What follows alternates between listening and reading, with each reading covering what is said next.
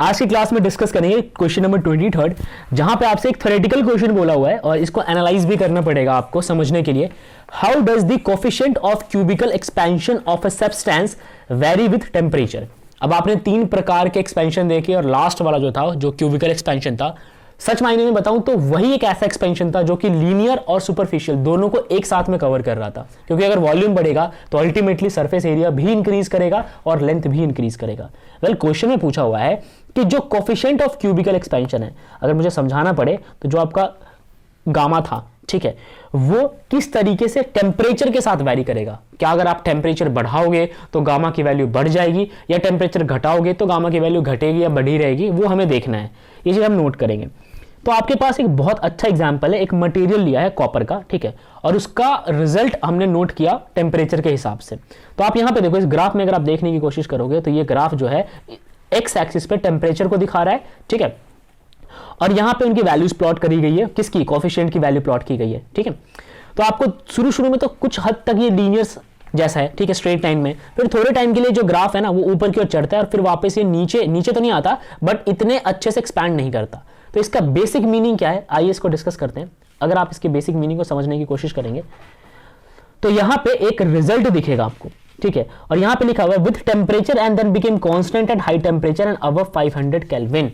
मतलब कि टेम्परेचर के हिसाब से कुछ वक्त तक तो ये यहां पे इंक्रीज कर रहा है। अगर मैं फिर से दिखाऊं, जैसे जैसे आप टेम्परेचर बढ़ा रहे हो, आप नोटिस करो, जैसे जैसे आप टेम्परेचर बढ़ा रहे हो ये ग्राफ थोड़ी टाइम के लिए इंक्रीज कर रहा है, फिर अल्टीमेटली इस पॉइंट के बाद ये एक ऐसा पॉइंट आता है, ब्रेक थ्रू पॉइंट आता है, ठीक है।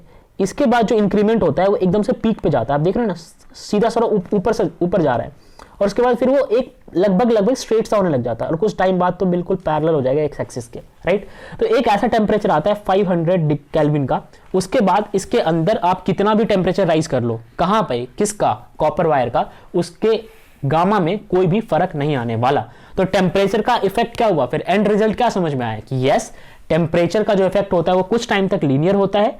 At some temperature, let's consider 250 kelvin, वहां तक तो लीनियर होता है, उसके बाद एकदम से हाई हो जाता है, पीक पे चला जाता है, और 500 केल्विन के बाद वो फ्लैट हो जाता है एक्स एक्सिस के साथ, ठीक है, नीचे समझ गए। ये तो था कॉपर के लिए। अब अगर मुझे हर एक मटेरियल के लिए जानना है तो क्या होगा, तो आप यहां पे नोटिस करो, इस चार्ट में हर एक मटेरियल का टेम्परेचर के साथ रिलेशन यहां पे दिया हुआ है, आप उसको याद रख सकते हो, राइट। तो ये चीज, ये क्वेश्चन था।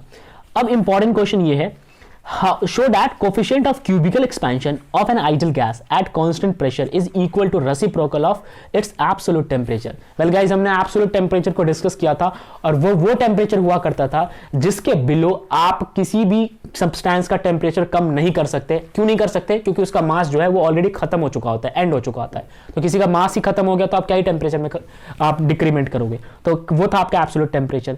रिलेशन बोला हुआ है एब्सोल्यूट टेम्परेचर का बताना है, वो होता है प्रेशर के रेसिप्रोकल की इक्वल। तो इस चीज को हम समझते हैं और इसके लिए हम इस्तेमाल करेंगे अपने आइडियल गैस इक्वेशन को। तो चलिए इसको सॉल्व करते हैं।